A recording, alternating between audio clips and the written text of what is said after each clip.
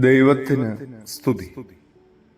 പ്രഭാതകിരണത്തിലേക്ക് സ്നേഹബന്ധം ഭാഗം 1970.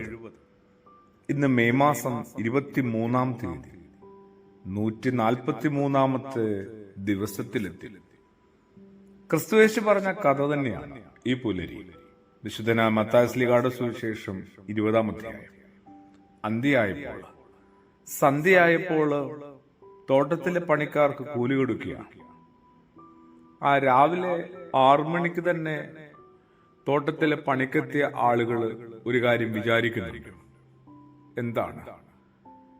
ഈ അവസാന നേരത്ത് വന്നവർക്കും ഓരോ വെള്ളിക്കാശ് കിട്ടിയ സ്ഥിതിക്ക് രാവിലെ മുതൽ പണിയെടുത്ത ഞങ്ങൾക്ക് എത്രയോ കൂടുതൽ കിട്ടാനായിട്ട് സാധ്യതയുണ്ട്.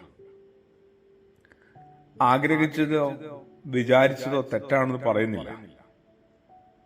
പക്ഷേ ഒരു ന്യായമായ കണക്കുണ്ട്.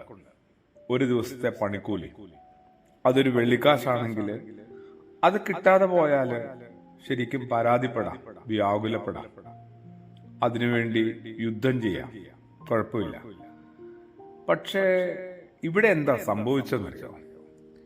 ഇവിടെ സംഭവിച്ചത്, ഇങ്ങനെ കൂടുതൽ കിട്ടുമെന്ന് വിചാരിച്ച അവർക്കും യജമാനൻ പൊതുവെ ഒരു വെള്ളിക്കാശ് നൽകുകയാണ്.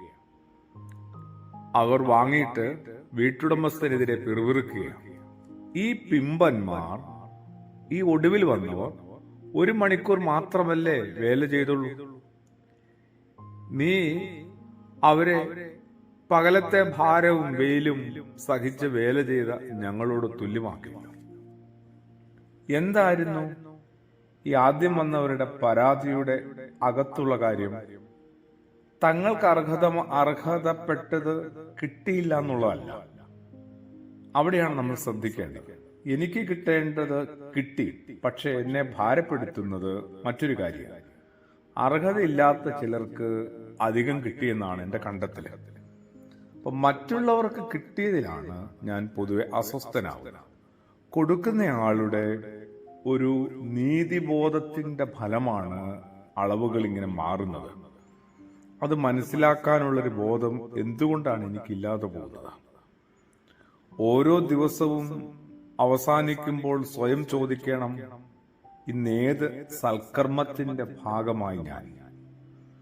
നിയമവ്യവസ്ഥകൾക്കനുസരിച്ച് കാര്യങ്ങൾ ചെയ്യുന്നവർ വ്യവസ്ഥിതികളെയും സമ്പ്രദായങ്ങളെയും ഒക്കെ പരിപാലിക്കുന്നവരും അനുസരിക്കുന്നവരുമായി മാറുന്നുണ്ട്. എന്നാൽ ഹൃദയവ്യവസ്ഥകൾക്കനുസരിച്ച് പ്രവർത്തിക്കുന്നു പലരുടെയും ജീവിതത്തെ തന്നെ നിലനിർത്തുകയും അതിനെ കരകയറ്റി വെക്കുകയാണ്.